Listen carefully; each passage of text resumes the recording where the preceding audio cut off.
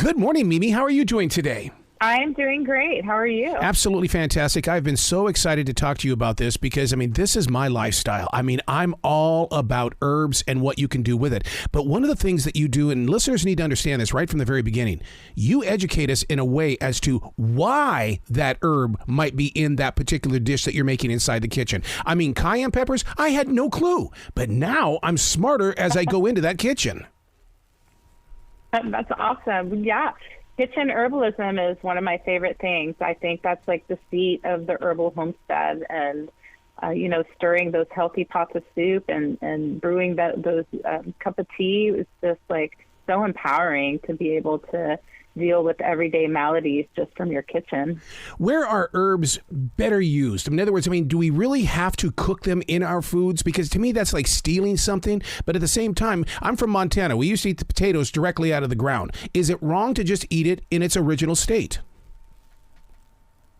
Well, a lot of herbs are eaten in their original state, but sometimes in an effort to preserve the herb for long-term use or to make it shelf-stable, or sometimes to potentiate. An herbalist might make a tincture or make like a syrup or an infused vinegar, and a lot of these remedies I wrote about them in the book. We like to make ointments and salves and topical remedies, and that way, because herbs are only at peak out in the garden or out in the wild for so long. And so you're going to have to do something with them if you want to have access to that herb through the year. I'm blown away at how many people are buying herbs right now to prepare themselves for what's about ready to happen, which are the winter dark months. And they believe inside their hearts that herbs are the healthiest, most healing way to make your way through that winter storm. I agree, and I'm part of those people. I just gathered a lot of elderberries from the elderberry heads that I planted when I moved out here to the homestead, and I brought them in, and I dehydrated them, and now I have elderberries to make syrup and to make tea to help us ward off viruses and colds as they come around, and the kids love the elderberry syrup. So that's awesome. But I also made a big batch of fire cider, which has that cayenne, and it has ginger and turmeric and, a lot of our spices. And that's just going to really help get our blood moving during the winter. And at the second we feel like a scratchy throat or we feel run down, like we're coming down with something, we're going to take a shot of fire cider. Yeah. So now, how is it that you gain the confidence when you're walking through a forest or you're walking through this lay of land, and all of a sudden you come across the saw palmetto, and do you just look at it and say, it's got to be an herb? Because I would look at it and go, that's got to be poisonous. Well, it's because I've researched a lot and I've followed a lot of wise people through the woods. I never would suppose just walking into like a new land or new territory that I would know the herbs around me, but you always have to go with guides. And I've spent a lot of time with mentors and my grandmothers pointing things out. And yes, botany classes and college classes, and I have a graduate school degree in herbal medicine. So it takes a lot of time to earn that confidence. And eventually I became a registered herbalist with the American Herbalists Guild, which for me was important to kind of validate my own expertise and hang my shingle as a professional clinical herbalist.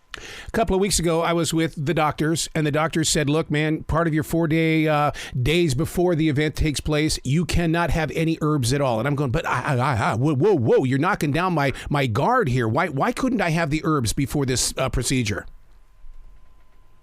Right. I recently also had surgery and had to go like 2 weeks on both sides without herbs. But, I understand because, they know that, some of these herbs might thin the blood more than you'd like, or some of them might clot the blood more than they would like, and they'd like that happy medium. They don't want anything to interact with anesthesia or any of those medications. You're going to get lots of medications when you're in surgery, so it's best to just stay safe. But definitely after the month was over, I was ready to get back on my herbs because, it affected my mood and my energy, and I was ready to get back on my plan. Consumer to consumer. Those people over there at National Geographic's putting a book like this together, they're reaching for 3 and 4 different generations, aren't they? I mean, this is a solid book. It's so wonderful, and I'm so blessed to, partner with National Geographic because they made such a beautiful book. I mean, they took my words and then just put it into like a visually beautiful context with the art and with the photography, and even the book cover is like this fabric, textured. I've never seen anything like that. It's just such a beautiful piece. But they also have fact checkers and writing coaches and things. I just felt really well supported by National Geographic, and I'm just so fortunate to have partnered with them for this work. You're going to think I'm a freak, but every year inside this forest that we created in 1997 by planting 1,700 trees, one of the main things I wanted in these trees was the fact that I had some sort of herbs for the migrating birds. And it is so fascinating to watch those birds return to this scene every single year. Can people use this more and more inside, let's say, their urban areas? Because, I mean, you don't have to have a forest in order to have a connection to birds. Oh, absolutely. And I think, we see so many green spaces now in the cities and even on your back patios. And because I used to be a renter for so long, and I've only been on my homestead for about 3 years, but before that was all in town, in city with container gardens. And I became kind of this container garden herbalist and had so many that part of the fun was watching all the critters and nature gather wherever there's plants, and so now anytime I think about plants, I think about we need to share those resources with the wildlife. And this is why even out in the woods, I have pollinator gardens that I installed, to attract the monarch butterfly, yes, to attract native animals. So yeah, it's so important. Yeah. Are we herbing correctly? Because, it seems like it's too easy to over-herb, and then our bodies have a reaction.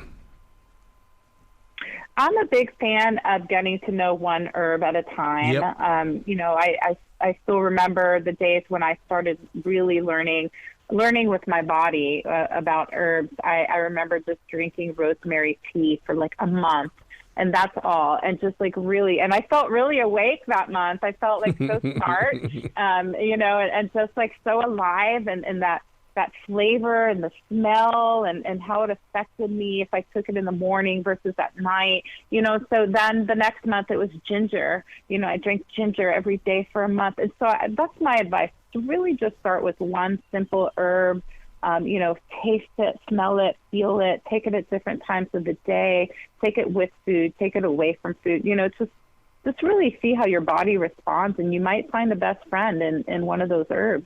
More than anything, I want families to be able to experience this book, because when they go and they do their family traveling around the nation and stuff like that, and they come across a lake or maybe out there in the Puget Sound area, they come across kelp in the water, that it's not ugly or beautiful in that moment, but really it's something that's very good for your body. Right. It's so rich in minerals. Yes, it is. Kelp, both kelp and nettles, which I also wrote about in the book, is like so nourishing for the body. It's so good for our organs and our thyroid and our, it's just profoundly, it's food, but it's also health and important tonic for the body. Where can people go to find out more about you, Mimi, and more about this book? So my website is mimiPrunellaHernandez.com. Also Instagram, Mimi Prunella Hernandez, and Facebook, my author page is Mimi Prunella Herbal.